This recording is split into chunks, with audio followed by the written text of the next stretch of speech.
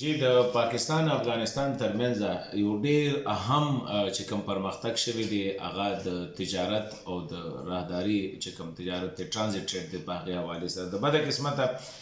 بدې خبرې دومره زیات فوکس کیږي چې د سمې خبرې چې کوم دي دې ته خلک توجه لږه ورکوي.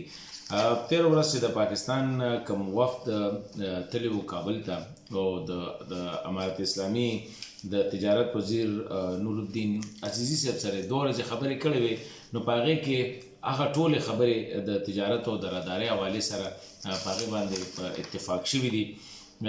لکه چې یاره د پاکستان او افغانستان ترمنځ کوم تجارت دی یا که د رادارۍ ټرانزیټ ټریډ دی دا به د سیاست نه بیلو د دواړو قومونو د مفاد دپاره نمبر ون.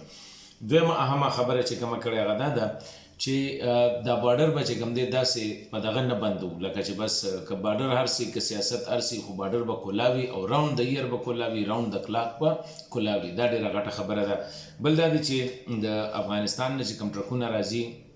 نو هغه به د ویزې د ډریور او د کلنډر غټه مسله وه نو هغې اوس هغه عارضي ډاکومنټ باندې چې کوم دی د یو کال دپاره نور ایکسټینډ کړی دی چې یاره دې دوران کې بیا مونږ دغه وکړو خو د یو کال دپاره دا هم ایکسټینډ کړو. د افغانستان پاکستان ټریډ اګریمنټ چې کوم د تیرو لسو کالونو هغه د ځنډ ښکارو نو دا فیصله وکړه چې په 2 میاشتې کې به دننه هغه مونږ فاینل کړو. دغه شان د افغانانو چې په زرګونو کنټینر د کراچۍ یا په نورو بندرګاه باندې پورټونو باندې ولاړې دي په هغې حوالې سره فیصله وکړه چې په 6 میاشتې کې دننه به دا ختمیږي او دې ته به د بینک د ګارنټۍ ضرورت نه وي. او دې سره لکه ګوره مخکې به بدقسمتي دا وه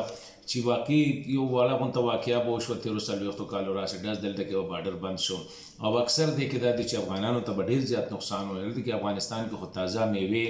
او تازه سبزیانې وي هغه به خراب شي یا د پاکستان نه چې به فروټ تلل سنټرل ایشیا ته یا چرګان شو یا داسې غوښې او څاروي به تلله هغه به اکثر چې کوم دی ډېر لوی نقصان به تاجرانو ته کېده. نو زه دا ګڼم چې دا یو ډېر لوی پرمختګ دی او چې کله تجارت شروع شي یو بل سره راسه درشه شروع شي نو دا نورې خبرې چې دي زما خیال دا دی چې دا بیا په خپله ختمېږي.